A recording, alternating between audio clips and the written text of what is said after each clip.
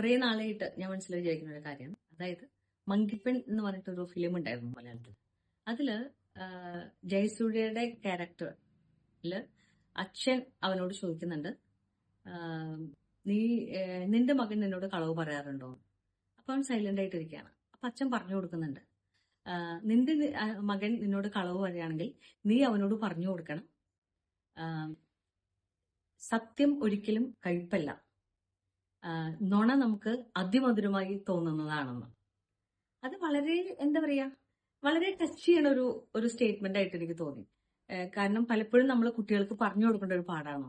പലപ്പോഴും അതിനൊരു എക്സ്ക്യൂസ് ആയിട്ട് ഞാൻ പറഞ്ഞു കേട്ടിട്ടുള്ളത് നമ്മുടെ ലൈഫിൽ നമ്മുടെ ഫ്രണ്ട്സ് ആണെങ്കിലും എല്ലാവരും നമ്മളോട് പറയുന്ന എക്സ്ക്യൂസ് ആയിട്ട് എനിക്ക് തോന്നിയിട്ടുള്ളത്, അവർ പറയും അത് പറഞ്ഞാൽ നിനക്ക് വേദനിക്കുന്നു വിചാരിച്ചിട്ടാണ് ഞാൻ പറയാതിരുന്നതെന്ന്. പക്ഷെ അതൊരു എക്സ്ക്യൂസ് അല്ലല്ലോ, അല്ലേ? ഒരു നുണ പറഞ്ഞിട്ട് ഒരാളെ കൺസോൾ ചെയ്യുന്നേക്കാളും എത്രയോ ബെറ്റർ ആണ് സത്യം പറഞ്ഞിട്ട് അവർക്ക് ആ ഹീൽ ചെയ്യാനുള്ളൊരു സ്പേസ് കൊടുക്കണത്. അതായിരിക്കില്ലേ ലോങ് ടൈമിലേക്ക് ഏറ്റവും ബെറ്റർ. എനിക്ക് എപ്പോഴും അത് തോന്നാറുണ്ട്.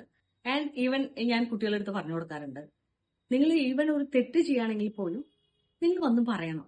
ചിലപ്പോ പാരന്റിങ്ങിന്റെ ഭാഗമാണ്, നമ്മൾക്ക് ദേഷ്യം വരും, ചിലപ്പോൾ നമ്മൾ ഒരു വഴക്ക് പറയായിരിക്കും, അത് ഞാൻ പറഞ്ഞു കൊടുക്കാറുണ്ട് കേട്ടോ. നിങ്ങൾ തെറ്റ് ചെയ്തിട്ട് വന്ന് പറയുകയാണെങ്കിൽ ഞാൻ നിങ്ങളെ വഴക്ക് പറയായിരിക്കും, പക്ഷേ ഞാൻ നിങ്ങളുടെ കൂടെ ഉണ്ടാവും.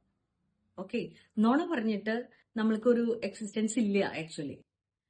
സത്യത്തിന് എപ്പോഴും അതിന്റെ ഒരു വാല്യൂ ഉണ്ട്. ലോങ് ടൈമിലേക്ക് നമ്മൾക്ക് എപ്പോഴും എന്താണ് സമാധാനമായിട്ടും സന്തോഷമായിട്ടിരിക്കാൻ എപ്പോഴും ഓർത്ത് നമ്മള് സത്യസന്ധതയെ മുറുക്കി പിടിക്കുക എന്നുള്ളതാണ്.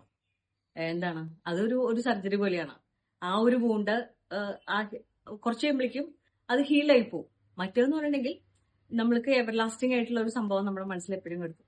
അപ്പോൾ ഇത് മറക്കരുത്. നിങ്ങളും നിങ്ങളുടെ കുട്ടികളോട് പറഞ്ഞു കൊടുക്കണം, സത്യം കയ്പല്ല, കള്ളം നമ്മൾക്ക് അതിമധുരമായിട്ട് തോന്നുന്നതാണ് കേട്ടോ. അതെപ്പോഴും പറഞ്ഞു കൊടുക്കണം.